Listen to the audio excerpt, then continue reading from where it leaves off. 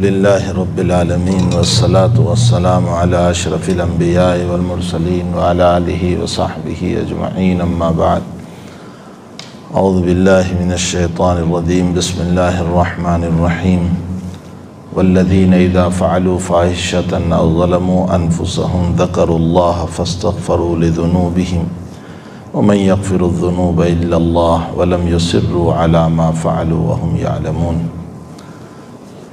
وعن اغر المزنی رضی اللہ تعالی عنہ قال قال رسول اللہ صلی اللہ علیہ وسلم انه لیغان علی قلبی وانی استغفر اللہ فی اليوم 100 مرہ او کما قال صلی اللہ علیہ وسلم رواہ مسلم۔ بزرگوں، بھائیو، دوستو، عزیزو، مجھے آج کی اس مجلس میں استغفار کے سلسلے میں چند باتیں عرض کرنا ہے۔ حق تعالی جل شانہ و عم نوالہ نے حضرت آدم علیہ السلام کا جو آسمانوں میں مسئلہ ہوا، آپ کو جنت میں حق تعالی نے قیام کی اجازت دی اور آپ جنت ہی میں قیام پذیر تھے اپنی بیوی حضرت حوا علیہ السلام رضی اللہ تعالی عنہا کے ساتھ۔ ابلیسی تلبیسی مسئلہ وہاں پیش آ گیا کہ جس چیز کے کھانے کو منع کیا تھا، تلبیس ابلیس میں آ کر اس چیز کو کھا لیا۔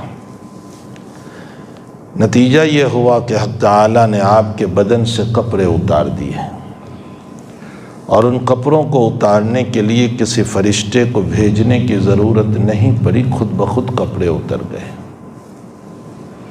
قرآن کریم اس بات پر گواہ ہے کہ آپ کے کپڑے اتر گئے اور آپ درخت کے پتوں کو، جو جنت میں بڑے بڑے پتے ہوں گے، اس کو لے کر حیا کی وجہ سے، شرم کی وجہ سے اپنے سطر پر لگانے لگے تاکہ سطر چھپ جائے۔ فطفقا یخصفان علیہما من ورق الجنہ وناداہما ربکما الم انہکما عن تلکما الشجرہ واقل لکما ان الشیطان لکم عدو مبین۔ علامہ سری سقطی رحمۃ اللہ علیہ، جو حضرت جنید بغدادی رحمۃ اللہ علیہ کے پیر و مرشد ہیں، حضرت جنید بغدادی کو انہی سے خلافت حاصل تھی۔ علامہ اس آیت پر تشریح کرتے ہوئے ایک عجیب و غریب بات لکھتے ہیں۔ فرمایا کہ ایک معمولی سی چیز کے کھانے پر رب کریم نے جنت جیسے مقدس مقام پر مقدس شخصیت جو خلیفۃ الارض بننے والا ہے، اور وہ بھی نبوت کے ساتھ، ویسے انسان نہیں، نبوت کے ساتھ، یعنی نبی بھی ہے اور خلیفۃ الارض بھی ہے، اللہ کا خلیفہ بننے والا ہے۔ اس کی ایک معمولی غلطی کے اوپر حق تعالی نے جب جنت میں کپڑے اتار دیے، تو وہ رب آج بھی قادر ہے کہ انسان جب گناہ کرتا ہے تو اس کے کپڑوں کو اتار سکتا ہے۔ خوب سمجھیں، دلوں کو ہلا دیتا ہے یہ جملہ۔ وہ رب جس نے جنت جیسے مقدس مقام میں خلیفۃ الارض، جو نبی بننے والا ہے، ایک معمولی سی بات پر ان کے کپڑے اتار دیے، برہنہ کر دیا، وہ خدا کی طاقت ختم نہیں ہو گئی۔ وہ آج بھی قادر ہے کہ جب اس زمین پر انسان گناہ کرے تو اس کے کپڑے اتار کر اس کو روڈ پر برہنہ کر دے، لیکن اللہ نے ستاری فرمائی ہے کہ اتنے سارے گناہوں کے باوجود وہ میرے اور آپ کے کپڑے نہیں اتار رہا ہے، وہ ہمیں ذلیل نہیں کر رہا ہے، وہ ہمیں رسوا نہیں کر رہا ہے، بلکہ اپنے پیغمبر کی زبان پہ کہلوایا اس نے۔ بخاری شریف میں روایت ہے کہ میرا بندہ جب رات میں چھپ کر گناہ کرتا ہے تو میں پردہ ڈال دیتا ہوں۔ میں اس کو ظاہر نہیں ہونے دیتا، وہ خود ہی ظاہر کر دے تو اور مسئلہ ہے، ورنہ اللہ کہتا ہے میں اس پر پردہ ڈال دیتا ہوں۔ لیکن جب وہ خود ظاہر کرتا ہے تو پھر اللہ نے آگے حدیث میں یہ بھی فرمایا، جب تو ہی اپنی رسوائی پر اترا ہے تو تو نے ایک کو کہا ہے میں امت میں تیری بات چلا دوں گا۔ حق تعالیٰ کی ذات وہ ہیں جو ہماری زندگی پر پردہ ڈالے ہوئے ہیں۔ اس نے رات کے گناہوں کو چھپایا، اس نے دن کے گناہوں کو چھپایا، اور اس نے ستاری فرمائی، ورنہ میں اور آپ خلوت میں ہماری زندگی بغاوت رب پر کیسے گزر رہی ہے ہم جانتے ہیں۔ بہرحال علامہ سر سقطی رحمۃ اللہ علیہ کا یہ جملہ ہمیں ہلا دیتا ہے کہ وہ رب قادر ہیں کہ آج بھی میرے آپ کے کپڑے اتار دیں، ہمیں برہنہ کر دیں روڑ پر، لیکن وہ ایسا نہیں کر رہا ہے۔ اس مالک سے ہمیشہ ستاری کی بھیک مانگنا چاہیے کہ اللہ دنیا میں بھی ستاری کر، اور جیسے دنیا میں کر رہا ہے آخرت میں بھی ستاری فرما لینا۔ بنی اسرائیل کا ایک واقعہ غالباً میں نے نقل کیا تھا کہ ایک عورت نے موسیٰ علیہ السلام سے کہا کہ اپنے رب سے ذرا پوچھ لینا کہ میری آخرت کا کیا مسئلہ ہے، میری سزا جزا کا کیا مسئلہ ہے۔ وہ عورت طائفہ تھی، بدکار تھی، فاحشہ تھی۔ موسیٰ علیہ السلام سے پھر ملاقات ہوئی تو پوچھا کہ رب سے پوچھ لیا؟ فرمایا ہاں، اللہ نے ستاری فرمائی ہے، تجھے معاف کر دیا ہے۔ تو وہ عورت کہنے لگی کہ تیرا رب بھی بڑا عجیب ہے، میرے اتنے گناہ ہوئے ہیں اور مجھے معاف کر دیا، حالانکہ میں نے تو یہ بھی کیا، یہ بھی کیا، یہ بھی کیا۔ تو اب وہی اتری موسیٰ پر، فرمایا آج تک میں نے میری معافی کا فیصلہ تھا، لیکن تو نے خود ہی ظاہر کیا ہے، تو اب میں تجھے سزا دوں گا۔ تو حضرت آدم علیہ السلام سے جو مسئلہ ہوا، یہ مسئلہ مقدر میں تھا آدم کی۔ موسیٰ علیہ السلام سے جب آپ کا مناظرہ ہوا، کہاں ہوا، کب ہوا، کیا ہوا، یہ ایک حدیثی بحث ہے، لیکن یہ ضرور ہے، روایتوں میں ہے کہ حضرت موسیٰ اور آدم علیہ السلام کی ملاقات ہوئی، یا تو روح ملی دونوں کی، یا قیامت میں پھر ملاقات ہوگی، لیکن یقین ہے اس لیے اللہ نے ماضی سے تعبیر کر دیا۔ موسیٰ علیہ السلام نے پوچھا کہ ابا جی آپ نے جو مسئلہ آپ سے ہو گیا، اگر آپ ایسا نہ کرتے تو آپ کی اولاد بھی جنت ہی میں رہتی، یہ ریگر بتا کے حوالے ہم نہ ہوتے، وہیں رہتے جنت میں۔ تو حضرت آدم علیہ السلام نے فرمایا کہ یا موسیٰ انت صاحب التورات، تم صاحب تورات ہو، تم صاحب کتاب ہو، تم اولو العزم پیغمبر ہو، تم نے اپنی کتاب میں یہ پڑھا ہے کہ اللہ نے میرے مقدر میں لکھا تھا۔ کیا لکھا تھا مقدر میں؟ نزول فی الدنیا، دنیا میں اترنا، اس لیے کہ جب آپ کو خلیفۃ الارض بنایا ہے اور آپ سے دنیا کو چلانا ہے تو لامحالہ اترنا ضروری تھا۔ اب اترنے کے لیے کوئی بہانہ بنتا، اللہ نے اسی کو بہانہ بنایا، تو نزول فی الدنیا تھا اپنی جگہ۔ تو جو میرے مقدر میں تھا اس پر اشکال کیوں ہے؟ آدم کہنا یہ چاہتے ہیں کہ جو میرے مقدر میں ہے آپ نے اس پر اشکال کیوں کیا؟ فحج آدم و موسیٰ، آدم غالب آ گئے موسیٰ پر۔ حضرت آدم علیہ السلام جب اتر رہے ہیں دنیا کے اندر، فَتَلَقَّى آدَمُ مِن رَبِّهِ كَلِمَاتٍ فَتَابَ عَلَيْهِ إِنَّهُ هُوَ التَّوَّابُ الرَّحِيمُ، اللہ ہی نے کچھ کلمات توبہ تلقین فرمائی، اور وہ کلمات کیا ہے؟ رَبَّنَا ظَلَمْنَا أَنفُسَنَا وَإِن لَّمْ تَغْفِرْ لَنَا وَتَرْحَمْنَا لَنَكُونَنَّ مِنَ الْخَاسِرِينَ۔ اے میرے پروردگار، مجھ سے ظلم ہو گیا، میں نے میری ذات پر ظلم کیا۔ اسے معلوم ہوتا ہے کہ گناہ کرنے والا اپنی ذات پر ظلم کر رہا ہے، نگاہ رب میں ظالم بنا ہوا ہے۔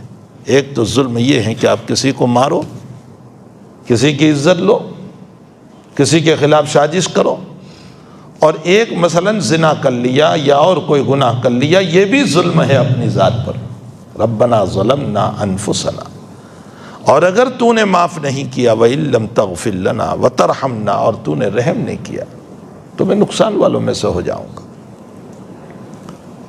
حکیم الامت حضرت اقدس تھانوی رحمۃ اللہ علیہ بیان القرآن میں فرماتے ہیں اس جگہ پر ایک چھوٹا سا جملہ.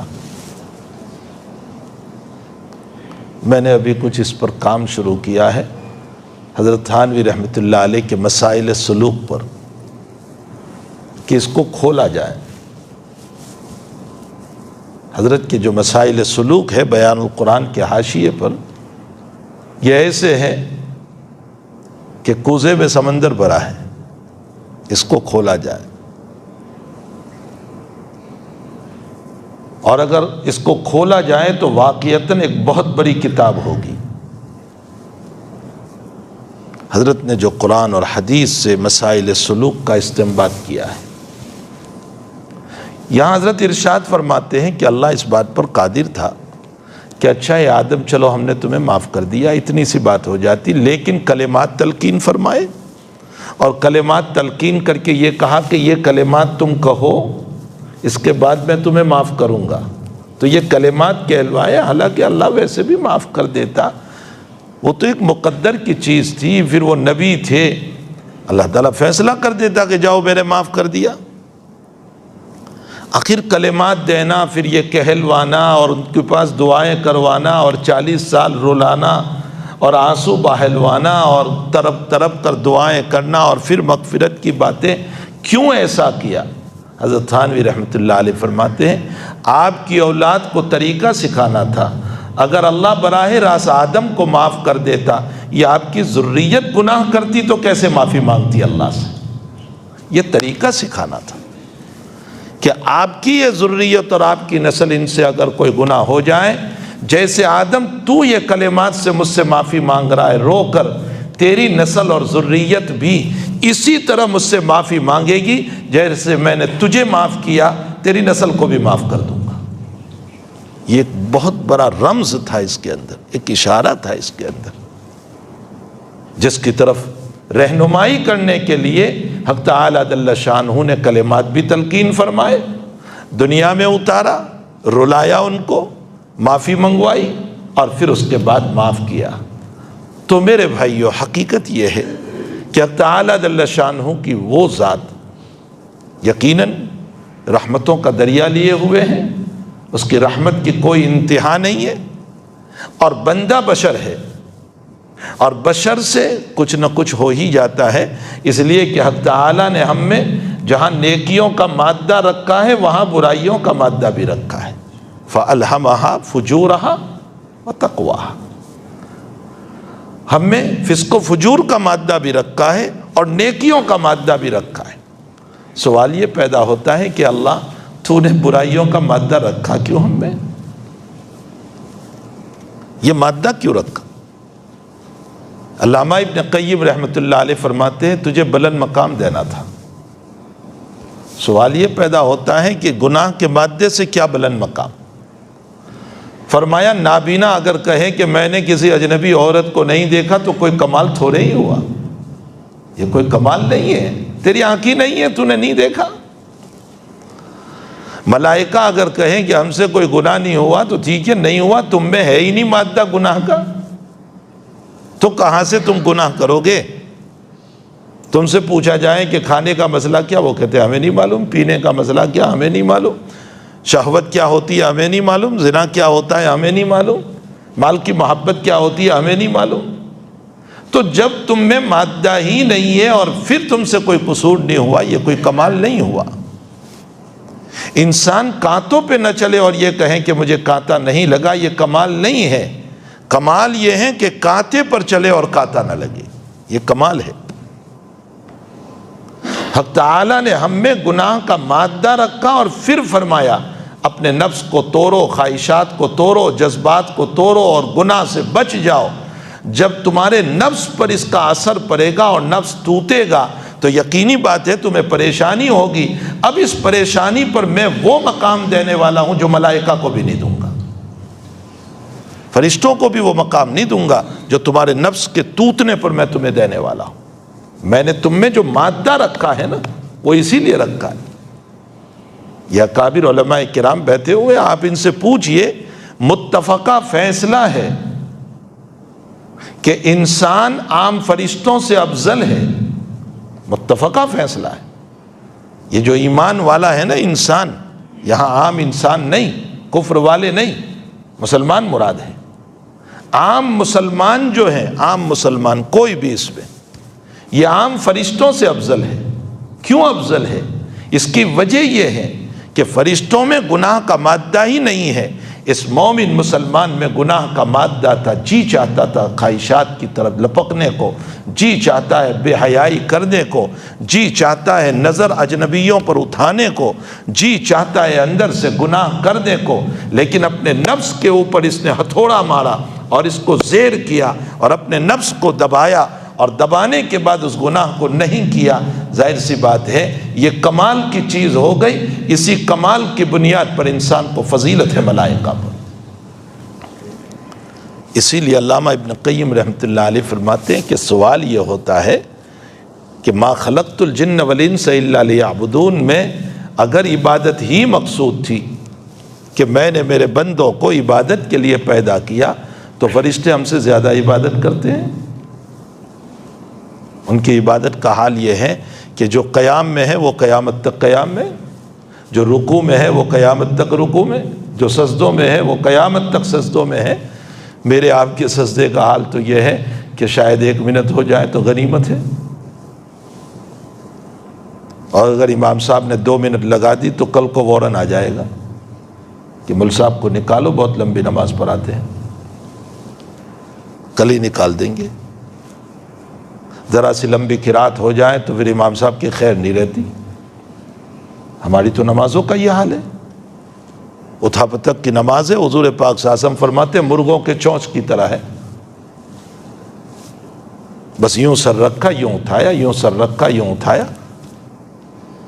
تو کہاں وہ قیام، رکوع، سجدے، اور اس موجودہ کعبہ کے مقابلے میں جو کعبہ ہے 7ویں آسمان پر،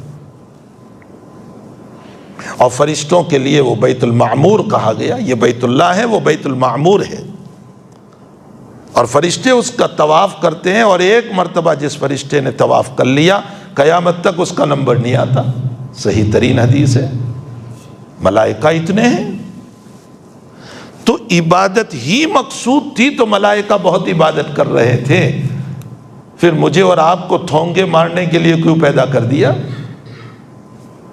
یا ایسی نماز کے لیے پیدا کیا، ایسے روزوں کے لیے، ایسی زکوٰۃ کے لیے جس میں کوئی زیادہ جان نہیں؟ یہ ایک سوال ہوتا ہے۔ علامہ ابن قیم رحمۃ اللہ علیہ نے اس سوال کا جواب دیا۔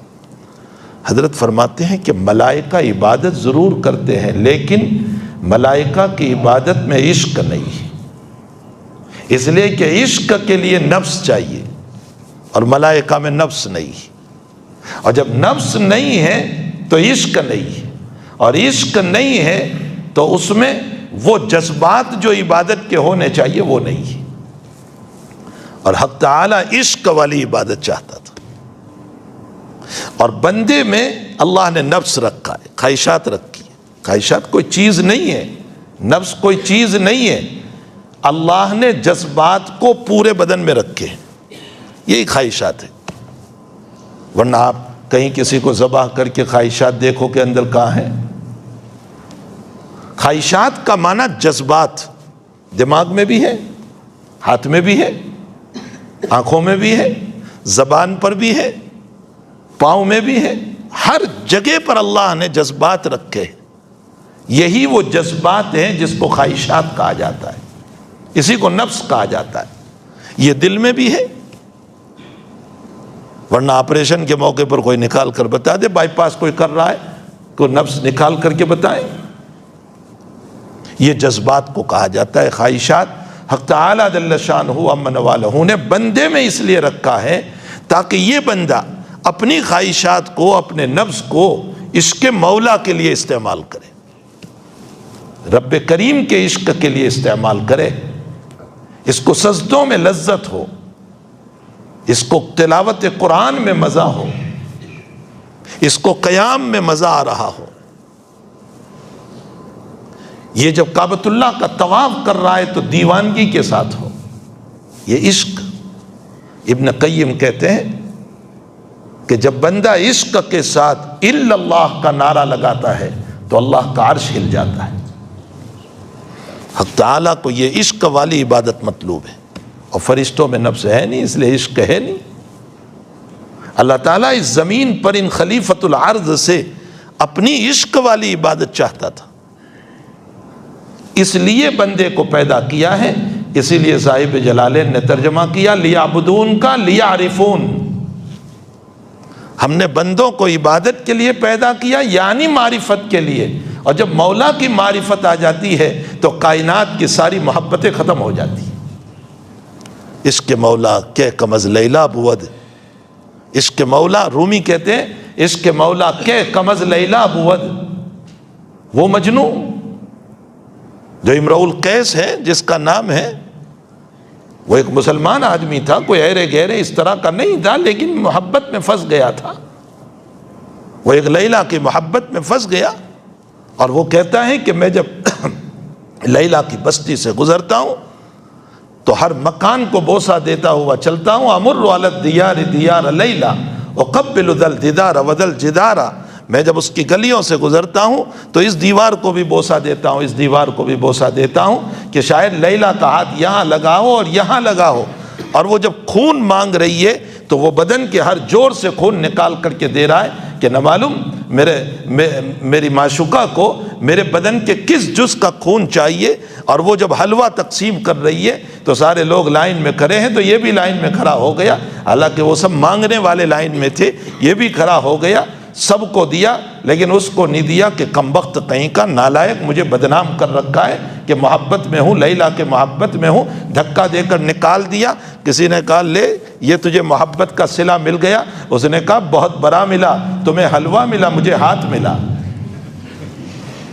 تمہیں تو حلوہ ملا لیکن مجھے تو اس کا ہاتھ لگا، تو بہت بڑی چیز مل گئی۔ اسی کو رومی کہتے ہیں، اسی کو رومی عشق مولا کہ کمز لیلا بود، اگر لیلا کے ہاتھ لگنے پر مجنو دیوانہ ہو جاتا ہے، اللہ کی رحمتوں پر اس کا محبوب بندہ کیوں نہ دیوانہ بن جائے؟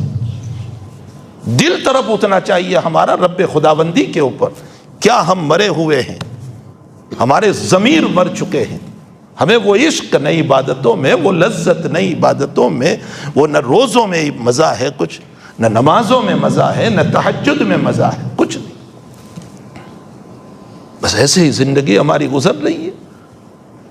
یہ تو فضل خداوندی ہے کہ ان بہانوں پر بھی معاف کر رہا ہے، یہ تو بہانے ہیں سب، یہ نماز، یہ روزے، یہ سب بہانے ہیں، اور بہانوں کو بھی قبول کر رہا ہے وہ کہ چلو اسی پر میں قبول کر لیتا ہوں۔ حدیث قدسی ہے بخاری شریف میں، نبی کریم صلی اللہ علیہ وسلم فرماتے ہیں، اللہ یہ فرماتے ہیں، حدیث قدسی اللہ کی طرف سے، اللہ یہ فرماتے ہیں کہ میرے بندے تو کھڑا ہو جا میرے لیے، یعنی عبادت کے لیے تو کھڑا ہو جا، آگے میں تجھے سنبھال لوں گا، تو کھڑا تو ہو جا عبادت کے لیے، پھر میں تجھے سنبھال لوں۔ ہمارے حضرت شیخ مولانا محمد زکریا صاحب کاندلوی ثم المحاضر المدنی نور اللہ مرقدہ اس حدیث شریف کی شرح میں ایک عجیب و غریب بات لکھتے ہیں، فرمایا معصوم سا ہمارا بچہ ہوتا ہے نا جو ابھی برابر اٹھ نہیں پاتا، اتنی پیاری مثال دی ہے، وہ اٹھ نہیں پاتا، امی اور ابا کہتے بیٹے کھڑا ہو جا، بیٹے کھڑا ہو جا، بیٹے کھڑا ہو جا، اب وہ بڑی مشکل سے ماں باپ کی پیار بھرے الفاظ کی وجہ سے کھڑے ہونے کی کوشش کرتا ہے، آدھا کھڑا ہوا اور ماں آگوش میں دبا لیا کرتی ہے، میرے لال تو گر جائے گا، چوٹ آ جائے گی۔ فرمایا اس مثال کو سمجھو، اور اللہ بھی یہی کہہ رہا ہے میرے بندے تو کھڑا ہو جا، اب اگر تجھ سے عبادت میں غلطی ہو گئی میں رحمت کی آگوش میں تجھے دھانپ لوں گا، تو کھڑا تو ہو جا، تو کھڑے ہونے ہی کا نام نہیں لے رہا ہے، نہ نماز ہے تیری زندگی میں، نہ روزہ ہے تیری زندگی میں، تو شراب کا عادی، تو جوا کا عادی، تو زنا کا عادی، تو میری بدکاریوں کا عادی، تو میری زمین پر بوجھ بنا ہوا ہے، تو کھڑا تو ہو میرے لیے، پھر آگے میں سنبھالوں گا تجھے۔ اور ہمارا رب جب سنبھالنے پر آتا ہے نا، دنیا کی کسی طاقت کی ضرورت نہیں پڑتی، وہ ہاتھ تھام لیتا ہے ہمارا، وہ پکڑ لیتا ہے ہمیں۔ تو عشق مولا کے کمز لیلا بود، اگر لیلا کی محبت میں ہاتھ لگنے پر مجنوں اتنا خوش ہو جاتا ہے تو رب کریم کی رحمت کی آغوش سے ہمیں کتنا خوش ہونا چاہیے۔ کاش کہ یہ بندہ اللہ کی رحمتوں کو سمجھنے والا بنے۔ اسی لیے آپ غور فرمائیں، الحمد شریف کی تفسیر میں مالکی یوم الدین کا لفظ کہا اس نے، حالانکہ متفق علیہ فیصلہ ہے کہ اللہ فیصل بن کر بیٹھے گا قیامت کے دن، ہے نا؟ ارے وہ تو ترازو ہوگی اور اس کے سامنے اعمال تولے جائیں گے، تو اس کا مطلب یہ، اور اس کے بعد وہ فیصلہ کرے گا کہ یہ جنتی یہ جہنمی، اور فیصل کو کہا جاتا ہے جج، وہ تو جج بن کر بیٹھے گا، فیصلے کرے گا، یہ جنتی ہے یہ جہنمی ہے، اس کے فیصلے ہوں گے۔ اور جج کو عربی میں حاکم کہا جاتا ہے، حاکم، فیصل، تو حاکم بن کر وہ بیٹھے گا۔ تو یہاں کہنا یوں چاہیے تھا حاکم یوم الدین، مالکی یوم الدین نہیں، حاکم یوم الدین کہنا چاہیے تھا۔ الحمدللہ رب العالمین الرحمن الرحیم حاکم یوم الدین، وہ قیامت کے دن کا حاکم ہے، فیصل ہے، جج ہے۔ مالک کیوں کہا اس نے؟ حضرات مفسرین فرماتے ہیں، غور سے سنو، حاکم قانون کے تابع ہوتا ہے، مالک قانون کے تابع نہیں ہوتا۔ خوب سمجھے اس جملے کو۔ ایک جج ہے، جب اس نے فیصلہ کیا کہ 14 سال کی سزا یا پھانسی کی سزا، جو بھی سزا سنائی اس نے، تو آخر میں مجرم کو بولنے کا موقع دیا جاتا ہے کہ تجھے کچھ کہنا ہے۔ اگر مجرم یوں کہیں کہ میری غلطی ہو گئی، میں آئندہ ایسا نہیں کروں گا، اب مجھے معاف کر دیجئے، میرے معصوم بچے ہیں، ان کو کون کھلائے گا، آپ مجھے معاف کر دیجئے، میں آپ سے معافی چاہتا ہوں، تو جج کا دل نرم پڑے گا، بشرطے کہ دل ہو اس کے پاس۔ اگر پتھر ہو تو پھر کوئی مسئلہ نہیں، اگر دل ہے تو اس کا دل نرم پڑے گا۔ اس کے اندر سے ایک آواز نکلے گی کہ یہ بیچارہ تڑپ رہا ہے، میں اس کی سزا میں کمی کر دوں، معاف کر دوں، یہ معافی مانگ رہا ہے، لیکن وہ ایک ہی بات کہے گا، مجھے رحم تو آ رہا ہے لیکن میں قانون کے تابع ہوں، تجھے معاف نہیں کر سکتا۔ یہ سیشن کورٹ کے جج کا بھی جواب ہوگا، یہ ہائی کورٹ کے جج کا بھی جواب ہوگا، یہ سپریم کورٹ کے جج کا بھی جواب ہوگا کہ میں معاف نہیں کر سکتا ہوں، میرا جی چاہتا ہے میں معاف کر دوں لیکن قانون کے تابع ہوں، قانون سے ہٹ کر فیصلہ نہیں ہو سکتا۔ تو آپ جانتے ہیں کہ اخیر میں پھانسی کا جو مجرم ہوتا ہے وہ صدر مملکت کے پاس جاتا ہے، جس کو ہم راشٹرپتی کہتے ہیں، وہ صدر جمہوریہ کے پاس جاتا ہے اور درخواست دیتا ہے کہ آپ اس ملک کے مالک ہیں، میں آپ کی رعایا ہوں، اب مجھے معاف کر دیجئے، آپ کو حق ہے۔ اب صدر مملکت اور صدر جمہوریہ لکھ دیں کہ اچھا میں اس کی سزا کو معاف کر رہا ہوں، پورے ملک کے جج اور پورے ملک کے ڈی ایس پی اور پورے ملک کا پرائم منسٹر یا کوئی اور منسٹر یہ پوچھ نہیں سکتا ہے کہ آپ نے اس کو کیوں معاف کر دیا۔ اس کا جواب ہوگا میں مالک ہوں، یہ میری رعایا ہے، میں جسے چاہوں معاف کروں۔ جب یہ مثال اور ایگزامپل سمجھ میں آ گیا تو اب سمجھو رب کریم کہتے ہیں حاکم قانون کے تابع ہوتا ہے، مالک تابع نہیں ہوتا ہے۔ قیامت میں حاکم نہیں ہوں کہ قانون کے تابع بن کر کسی کو معاف ہی نہ کر سکوں، میں مالک ہوں، جسے چاہوں گا معاف کروں گا، جسے چاہوں گا سزا دوں گا، مالک ہوں میں، مجھ پر کسی کو اشکال بولنے کا نہیں ہو سکتا ہے۔ اب روایتیں لے لیں اس پر، حق تعالیٰ دو آدمیوں سے متعلق فیصلہ فرمائیں گے، جاؤ جہنم میں، دونوں مسلمان ہوں گے، جاؤ جہنم میں۔ ایک چلے گا پھر اللہ کو دیکھے گا، چلے گا پھر اللہ کو دیکھے گا، چلے گا پھر اللہ تعالیٰ اس کو بلائیں گے کہ میرا حکم نہیں سنا، تو کیوں بار بار مجھے دیکھ رہا ہے؟ وہ کہے گا کہ رب کریم، میں نے دنیا میں تیری رحمتوں کے تذکرے سنے تھے،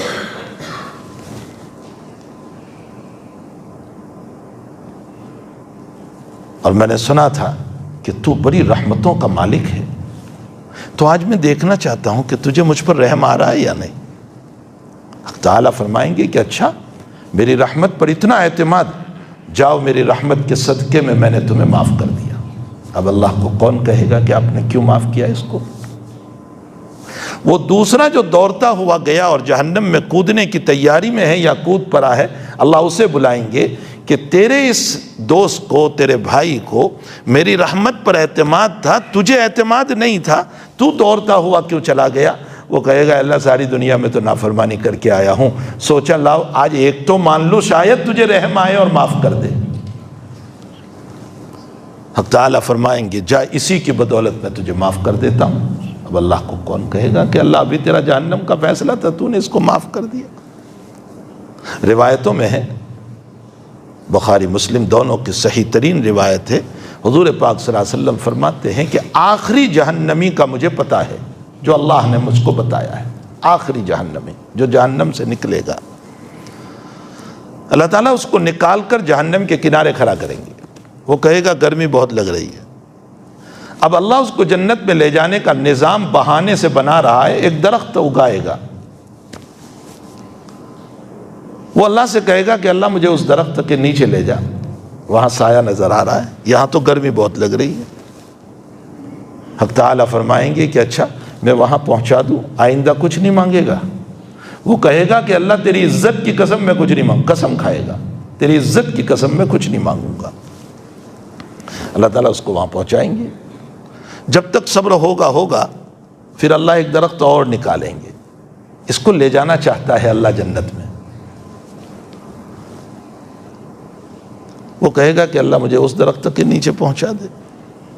اللہ کہے گا آئندہ کچھ نہیں مانگے گا، پھر قسم کھائے گا تیری عزت کی قسم میں نہیں مانگوں گا۔ بس اسی طرح جنت کے قریب وہ پہنچ جائے گا، مانگتے مانگتے جنت کے دروازے پر پہنچے گا اور اندر کے نظاروں کو دیکھے گا تو اللہ سے کہے گا اللہ اندر ہی بھیج دینا مجھے۔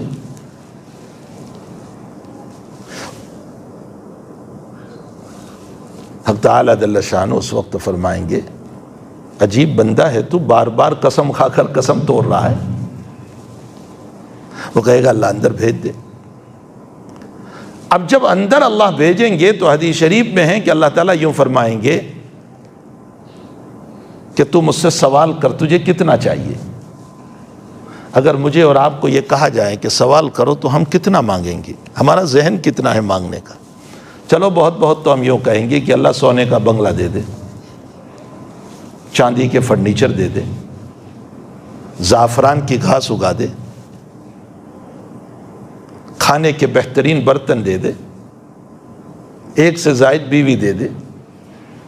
ہماری تمنا بس یہ انتہا ہے۔ میں آپ کو یہ بتانا چاہتا ہوں کہ انسان کی تمنا کی یہ ایک انتہا ہے، لمٹ ہے، اس سے اوپر کچھ نہیں جا سکتا۔ یہ جب اس کی تمنائیں پوری ہوگی تو اللہ اس پر یوں کہے گا میں تجھے دنیا کا 10 گنا دے رہا ہوں، ایک کوسمبا نہیں، دنیا کا 10 گنا میں تجھے دے رہا ہوں۔ جب اس جملے پر پہنچے اللہ تعالیٰ جب اس کو یوں کہیں گے کہ میں تجھے دنیا کا 10 گنا دے رہا ہوں، تو وہ رب کریم کو جو جملہ کہے گا نا، اس جملے کو نقل کرتے ہوئے عبداللہ ابن مسعود رضی اللہ تعالیٰ عنہ ہنسنے لگے اور اپنے شاگردوں سے کہا کہ مجھے پوچھتے نہیں میں کیوں ہنس رہا ہوں؟ فرمایا جی حضرت بتائیے آپ کیوں ہنس رہے ہیں؟ فرمایا اس حدیث کو بیان کرتے ہوئے اس جملے پر میرے آقا صلی اللہ علیہ وسلم ہنسے تھے، اور ہم نے حضور پاک صلی اللہ علیہ وسلم سے پوچھا تھا کہ حضرت ہمارے ماں باپ آپ پر قربان، آپ کیوں ہنس رہے ہیں؟ تو فرمایا میرا اللہ ہنس رہا ہے بیان کرتے ہوئے۔ اس لیے اس کو حدیث الزہق کہا جاتا ہے، حدیث مسلسل بالزہق، یعنی استاد شاگرد سے ہنستے ہوئے بیان کرتا ہے۔ اب کس پر اللہ کو ہنسی آئے گی وہ ہے جملہ، جب اللہ اس کو یوں کہے گا کہ میں تجھ کو 10 گنا دے رہا ہوں دنیا کا 10 گنا، تو وہ اللہ سے جو جملہ کہے گا نا اس پر اللہ ہنسے گا. وہ کہے گا اتسخر بی وانت الملک، تو بادشاہ ہو کر میری مذاق کر رہا ہے. اللہ اس پر اس لیے ہنسے گا ابھی جہنم میں تڑپ رہا تھا اور اب مجھ پر سوار ہو رہا ہے. اتسخر بی وانت الملک، تو بادشاہ ہو کر مجھ سے مذاق کر رہا ہے.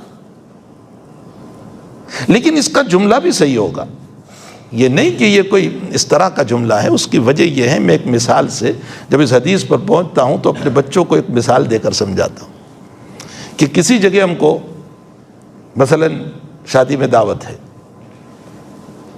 اور ہم نکلے تو تھے وقت پر، لیکن اتفاقاً ٹریفک لگ گئی. ہمیں وقت دیا گیا تھا کہ 12 بجے کھانا ہے، لیکن ٹریفک اتنی لگی کہ شام 4 بج گئے اور راستے ہی میں ہماری پریشانیاں.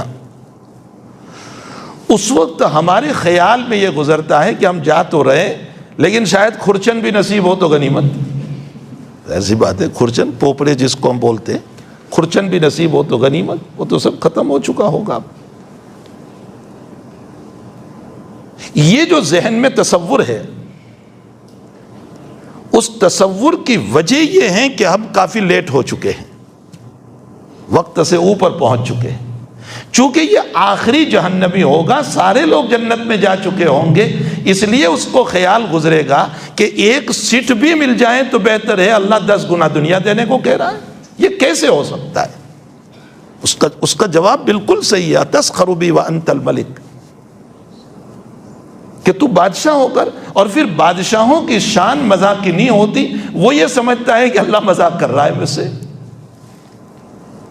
تو حق تعالیٰ جل شانہ وعم نوالہ فرمائیں گے میں تجھ سے مذاق نہیں کر رہا ہوں، حقیقت ہے جا تو اندر میں. اور واقعتاً جب وہ اندر جائے گا تو دنیا کے 10 گنا کے برابر اس کو جگہ ملے گی.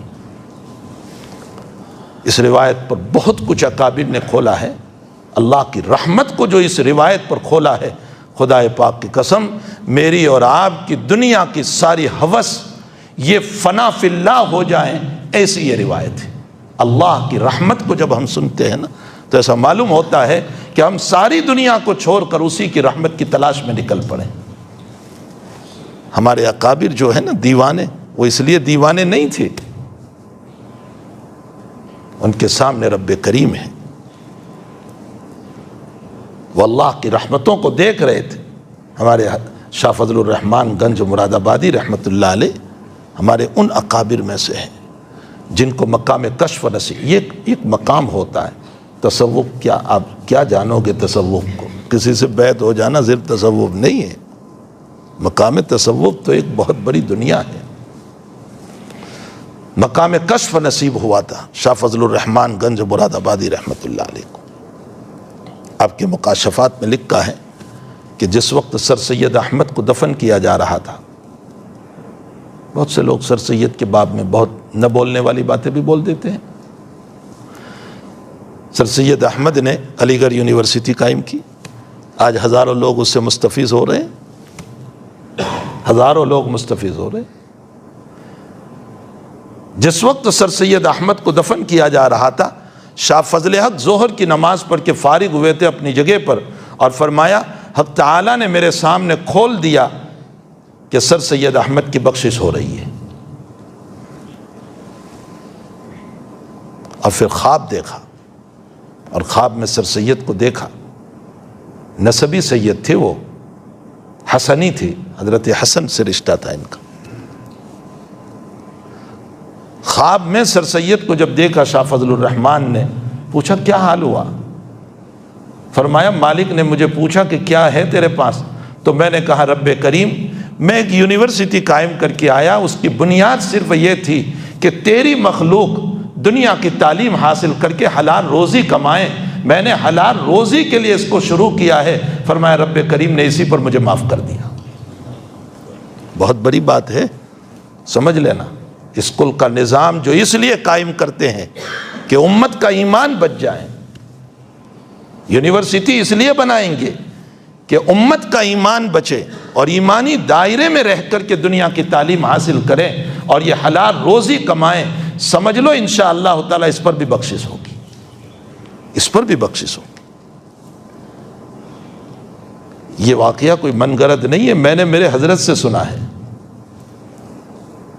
یہ قوی ترین سند کے ساتھ یہ واقعہ۔ حضرت اقدس تھانوی نور اللہ مرقدہ جب حدیث شریف کی اجازت لینے پہنچے شاہ فضل الرحمان کے پاس، تو پہلی جو مسلم کی عبارت ہے الحمدللہ رب العالمین والصلاۃ علی سید الانبیاء والمرسلین، جو پہلی عبارت ہے، تو حضرت تھانوی نے ترجمہ فرمایا کہ درود و سلام نازل ہو محمد صلی اللہ علیہ وسلم پر۔ شاہ فضل الرحمان کی سند بہت عالی تھی، بہت اعلیٰ سند تھی، یہ صرف 2 یا 3 واسطوں سے شاہ ولی اللہ صاحب پر پہنچ جاتے تھے، تو حضرت تھانوی سند عالی کے لیے پہنچے تھے۔ جب ترجمہ کیا کہ درود و سلام نازل ہو محمد صلی اللہ علیہ وسلم پر، تو شاہ فضل الرحمان نے فرمایا عاشقانہ ترجمہ کرو۔ یہ کیا ترجمہ کیا تم نے؟ عاشقانہ ترجمہ۔ فرمایا حضرت مجھے نہیں آتا عاشقانہ ترجمہ۔ شاہ فضل الرحمان نے ترجمہ فرمایا، اے محمد اللہ تجھ کو پیارو دلار کرے۔ اتنا پیارا ترجمہ، اللہ تجھ کو پیارو دلار کرے، کروڑوں رحمتیں نازل ہو تجھ پر اپنے رب کی طرف سے۔ حضرت تھانوی سے شاہ فضل الرحمان نے ایک مرتبہ فرمایا کہ اشرف علی میں جب سجدے میں جاتا ہوں تو مجھے ایسا معلوم ہوتا ہے جیسے اللہ نے مجھ سے اپنی آغوش میں لے لیا ہو، اور فرمایا میں جب قرآن پڑھتا ہوں تو مجھے ایسا لگتا ہے کہ میری زبان پر اللہ نے گنے کا رس ڈال دیا ہو۔ میں تو یہ بتانا چاہتا ہوں کہ ہمارے اکابر ایسے ہی دیوانے نہیں تھے۔ شاہ ولی اللہ صاحب فرماتے ہیں اپنے ملفوظ میں ایک جگہ کہ اگر ہماری راتوں کی عبادت کے مزے کا بادشاہوں کو پتہ چل جائے تو یہ بادشاہ حکومت دے کر تلواروں سے مار کر ہماری راتوں کی لذتوں کو کھینچنے کی کوشش کریں گے۔ جو مزہ ہمیں آتا ہے تہجد میں، جو سجدوں میں ہمیں مزہ آتا ہے، یہ ایسے ہی دیوانے نہیں بنے تھے۔ انہوں نے آقا صلی اللہ علیہ وسلم کے ان فرمودات کو، قرآن کریم کے ان آیات کو دیکھا تھا کہ اللہ کی طرف سے جو رحمتیں نازل ہوتی ہیں، جو عنایتیں ہوا کرتی ہے، وہ عجیب و غریب ہے۔ تو خیر میں یہ کہہ رہا تھا کہ حضرت آدم علیہ السلام کو تلقین فرمائی اور یہ کہا کہ تیری ذریت اور نسل میں کسی سے اگر گناہ ہو جائیں تو اس صورت میں وہ انہی الفاظ سے یا اور الفاظ سے مجھ سے دعا کر لے، میں ان کو معاف کر دوں گا۔ اور میں نے حدیث شریف پڑھی، اغر مزنی رضی اللہ تعالیٰ عنہ فرماتے ہیں کہ نبی اکرم صلی اللہ علیہ وسلم نے فرمایا میرے دل پر بھی کچھ خیالات آتے ہیں، انہ لیغان علی قلبی، سیدھا سا ترجمہ، میرے دل پر بھی کچھ خیالات آتے ہیں اور میں اللہ سے 100 مرتبہ استغفار کرتا ہوں۔ اس سے یہ معلوم ہوتا ہے کہ انبیاء کے قلوب پر بھی خیالات گزرتے تھے۔ مسئلہ سمجھنا، حضرت یوسف علیہ السلام کا واقعہ پڑھ لو، وَلَقَدْ ہَمَّتْ بِهِ وَهَمَّ بِهَا لَوْلَا أَن رَأَىٰ بُرْهَانَ رَبِّهِ۔ زلیخا کا پکا ارادہ ہو گیا تھا اور یوسف کا بھی کچھ ارادہ ہو گیا تھا، اگر اللہ کی مدد شامل حال نہ ہوتی۔ معلوم ہوتا ہے انبیاء کے قلوب پر بھی خیالات گزرتے ہیں، لیکن انبیاء اپنے عبادتوں کے ذریعے سے، ریاضتوں کے ذریعے سے، توبہ کے ذریعے سے، استغفار کے ذریعے سے ان خیالات کو کچل دیا کرتے ہیں۔ اسی کو فرمائے انہ لیغان علی قلبی، میرے قلب پر بھی خیالات گزرتے ہیں، لیکن وانی استغفر اللہ، میں دن میں 100 مرتبہ استغفار کرتا ہوں۔ اس سے یہ معلوم ہوتا ہے کہ بشریت کا تقاضا ہے خیالات کا آنا، وہ چاہے ولی ہو، وہ چاہے غوث ہو، وہ چاہے قطب ہو، وہ چاہے ابدال ہو، کچھ نہ کچھ برے خیالات ہر انسان کے قلب پر گزرتے ہیں۔ کوئی دعویٰ نہیں کر سکتا ہے کہ میرے دل پر کبھی برا خیال آتا ہی نہیں، کوئی نہیں اور اگر وہ دعویٰ کرتا ہے تو پھر فرشتہ ہے، وہ انسان نہیں ہے۔ انسان ہے تو اس کے دل پر خیالات آئیں گے۔ اس سے ایک مسئلہ اور سمجھ میں آ گیا کہ بیعت ہونے کی وجہ سے لوگ یہ سمجھ لیتے ہیں کہ اب گناہ کے خیالات ہی نہیں آئیں گے، یہ غلط ہے، یہ بہت غلط سوچ ہے۔ یہ مسئلہ ہے ہی نہیں کہ بیعت ہو گئے تو اب خیالات ہی نہیں آئیں گے۔ اگر بیعت ہو گئے، اور بہت سارے لوگ تو کیا حضرت کی نظر پڑ جائیں تو خیالات نہ آئے، اگر حضرت کی نظر پر خیالات نہ آئے تو نبی علیہ السلام سے بڑھ کر اعلیٰ نظر کس کی ہو سکتی تھی؟ مکے میں کوئی کافر باقی نہ رہتا، سب کو ایمان نصیب ہو جاتا، نظر ہی کا اگر مسئلہ تھا تو۔ حضرت اقدس ثانوی رحمۃ اللہ علیہ سے ایک صاحب بیعت ہوئے، فرمایا حضرت کوئی وصیت نصیحت فرمائے۔ حضرت نے فرمایا توبہ، گناہ سے بچتے رہو، اگر ہو جائیں تو توبہ کر لو۔ پھر جب وہ جانے لگے تو فرمایا حضرت سینے سے کچھ ڈال دیجئے۔ وہ یہ سمجھے کہ حضرت اپنے انوار اور اپنے نظر کے ذریعے سے کچھ نور ڈال دیں گے، تو حضرت نے فرمایا کیا ڈال دوں؟ بلغم ہے، کہیں تو ڈال دوں، اور تو کچھ ہے نہیں میرے اندر، بلغم ہے، کہیں تو ڈال دوں۔ نظروں سے مسئلے اگر بن جاتے تو صاحب شریعت صلی اللہ علیہ وسلم کی ایک ایک نظر پر مکہ کا کوئی کافر ایمان سے دور نہ رہتا، سب کو ایمان نصیب ہو جاتا۔ بیعت صرف اس لیے ہے کہ کوئی سرپرست ہو ہمارا، باقی گناہ چھوڑنے کے لیے مجاہدہ ہم ہی کو کرنا پڑے گا، ہمیں محنت کرنی پڑے گی، اور جتنے مجاہدات ہوں گے اپنے نفس کے اوپر حق تعالی جل شانہ کی طرف سے اتنی ہی مدد ہوگی۔ علامہ رومی نے ایک مثال دے کر سمجھایا، رومی کی مثالیں بہت پیاری ہوا کرتی ہے، عجیب عجیب مثالیں انہوں نے دی ہے، اس لیے معارف مثنوی کی مستقل جو ہیں مجلسیں ہونی چاہیے اور باقاعدہ اس کا درس ہونا چاہیے۔ حضرت نے ایک عام فہم مثال دیتے ہوئے، چلیے ذہن میں ایک مثال آئی ان کی، فرمایا مسلمانوں کی مثال ایسی ہے جیسے ہمارے جو کا جوار کا جو کھیتر ہوتا ہے، اور اس میں ہم اسٹیچیو بناتے ہیں بیچ میں لکڑی کا، اور اس کو ایک کرتا پہنا دیتے ہیں اور وہ ہوا میں ہلتا رہتا ہے۔ یہ اس لیے ہے تاکہ پرندے جو ہیں وہ یہ سمجھے کہ بیچ میں کوئی انسان کھڑا ہے تو اس کی وجہ سے جواری پر حملہ نہ کرے۔ علامہ رومی فرماتے ہیں لیکن پرندے کو اگر پتہ چل جائے کہ یہ بے روح چیز ہے، کچھ نہیں ہے، یہ صرف ہوا میں حرکت ہے، تو سارے پرندے اسی پر آ کر کے بیٹھیں گے اور کھائیں گے۔ اس مثال کو دے کر کے فرما رہے ہیں کہ یہ جو اس وقت کے مسلمان ہیں یہ اسٹیچیو کی طرح مسلمان ہیں، اور یہ دور سے دیکھ رہے ہیں غیر مسلم کہ یہ مسلمان ہیں، ان کی بد دعا لگ جائے گی، ان کی بد دعا لگ جائے گی، لیکن ہمارے قریب آ کر کے دیکھ لیں تو ایمان کا چھیٹا بھی نہیں ہے، ہمارے کندھوں پر بیٹھ کر ہمیں ذبح کر کے ہمارا گوشت کھائیں گے۔ یہ ہمارے ایمان کی حقیقت ہے اس اسٹیچیو کی طرح، کچھ نہیں ہے اندر میں، کچھ نہیں ہے، بس ویسے ہی ہوا میں ہم حرکت کر رہے ہیں۔ بس نماز میں ہے کہ الحمدللہ رب العالمین تجھ ہی سے مدد، اور جہاں باہر نکلے ہیں کہ دوسروں سے مدد اور غیر اللہ سے مدد، اور اسی کے ساتھ ساتھ حق تعالیٰ کی بھی برائی اور مخلوق کی بھی برائی۔ مسجد سے کیا نکلے ہیں، یہ تو ہماری نمازوں کا حال ہے، باقی اور عبادتیں بھی دیکھ لیں۔ تو عجیب و غریب مثالوں سے سمجھایا ہے انہوں نے، وہ اس کا درس ہونا چاہیے باقاعدہ۔ آپ تعجب کرو گے کہ عیسائیوں کے وہاں معارف مثنوی پڑھی جاتی ہے، مسلمانوں کے وہاں نہیں پڑھتے، عیسائیوں کے وہاں معارف مثنوی پڑھی جاتی ہے۔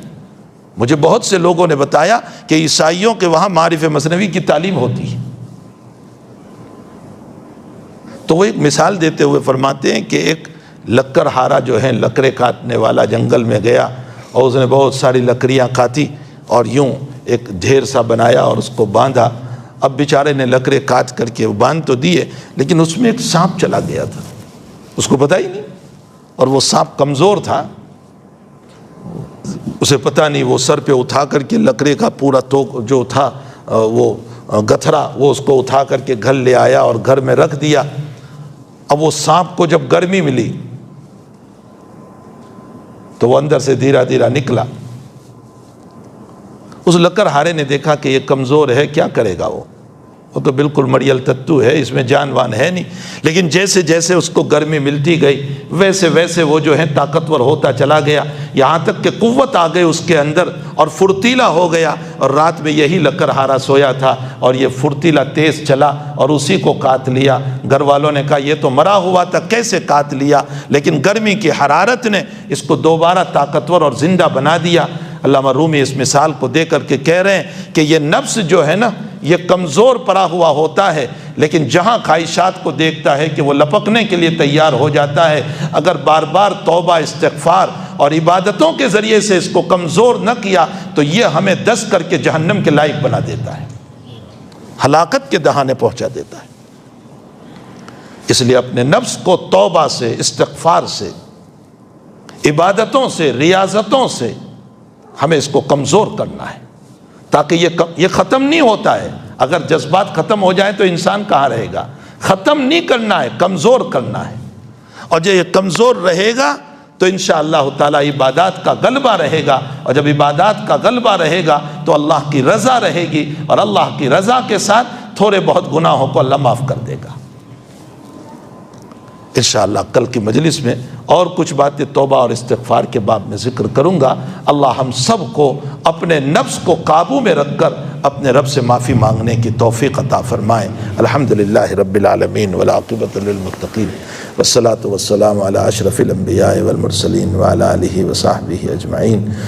اللہم صلی علی سیدنا حبیبنا وشفیعنا وسندنا مولانا محمد وبارک وسلم۔ ربنا آتنا فی الدنیا حسنہ وفی الآخرۃ حسنہ وقنا عذاب النار۔ اللہم اعنا علی ذکرک وشکرک وحسن عبادتک۔ نستغفر اللہ نستغفر اللہ نستغفر اللہ نستغفر اللہ نستغفر اللہ۔ اللہم ربنا ظلمنا انفسنا وإن لم تغفر لنا وترحمنا لنکونن من الخاسرین۔ اللہم ربنا لا تؤاخذنا ان نسینا واخطانا ربنا ولا تحمل علینا اصرا کما حملته علی الذین من قبلنا ربنا ولا تحملنا ما لا طاقة لنا به واعف عنا واغفر لنا وارحمنا انت مولانا فانصرنا على القوم الكافرین۔ وصلی اللہ علی نبینا محمد وآلہ وصحبہ اجمعین برحمتک یا ارحم۔